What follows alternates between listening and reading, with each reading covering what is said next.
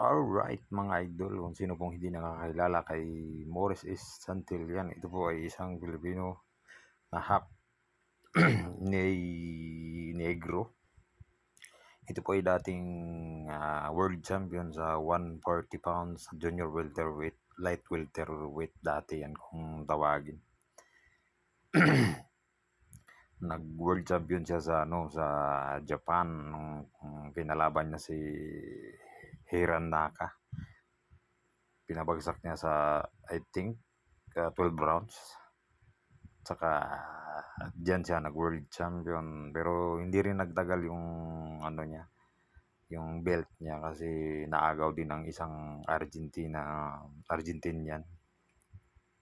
Bumagsak siya sa laban doon, ginanap sa Argentina. Tapos si Morris is may galing din, malakas, pero maaga nagretiro. 6 years lang ang itinagal ng boxing career niya. At the age of 21 nagretiro na rin to. Ayan po si Morris Santillan, former WBA World Light Welterweight Champion. Thank you.